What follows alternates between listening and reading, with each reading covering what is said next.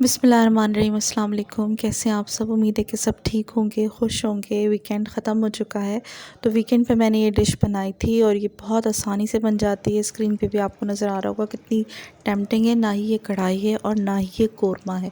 इसके मसाले थोड़े से अलग हैं, कढ़ाई मसाला यूज़ होगा लेकिन मसाले बिल्कुल अलग है, बिल्कुल डिफरेंट रेसिपी है, बहुत पसंद आने वाली। तो ये तकरीबन 2 अनियन है, उनको मैंने बॉईल कर लिए। बहुत ज़्यादा बॉईल नहीं किया है, हल्का बॉईल किया, यानी 5 मिनट भी नहीं, 3 मिनट ब्लांच किया होगा।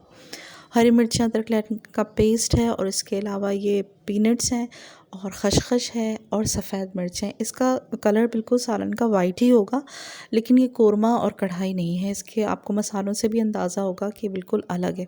तो ये तीनों चीज़ों को मैंने जो थी खुश्क, उनको मैंने ग्राइंड करना है और इसके अलावा तेल लिया, उसमें जितनी चिकन थी उस सब को मैंने फ्राई करना है। इतना फ्राई करना है कि गोल्डन सा कलर आ जाए। उसके बाद जो बॉयल प्याज थी, हरी मिर्च और अदरक लहसुन को पेस्ट बना लिया उसका। अब देखिए क्या कलर आया है।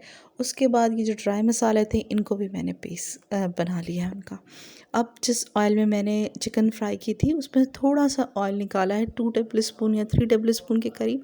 और ये जो बॉयल प्याज का और मिर्चों का, अदरक लहसुन का मिक्सचर था वो मैंने उसके अंदर डाल दिया और थोड़ा सा मतलब भूना है।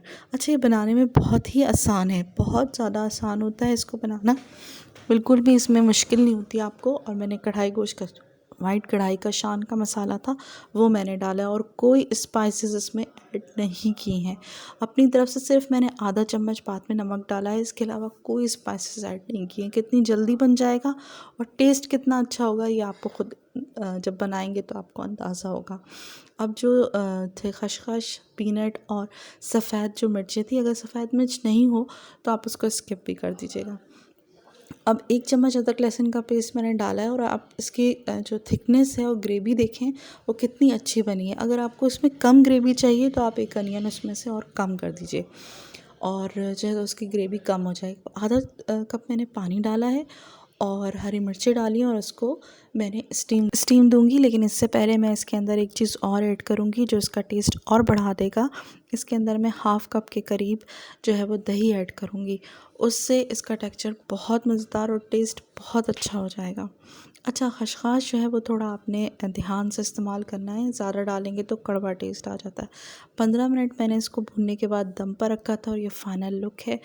आप ज़रूर ट्राई करिएगा, आपको बहुत पसंद आएगी। और अगर आप मेरे चैनल पर नए हैं तो ज़रूर चैनल को सब्सक्राइब करिए, मेरे चैनल का विज़िट भी करिए, आपको अच्छी अच्छी रेसिपी मिलेगी। इस रेसिपी को आपने लाइक करना है, अपना कमेंट्स भी देना है और मेरे चैनल को सब्सक्राइब करते हुए जाना है। तो मैं आपसे मिलूँगी फिर बहुत अच्छी मज़ेदार सी किसी रेसिपी के साथ। तब तक के लिए अल्लाह हाफ़िज़।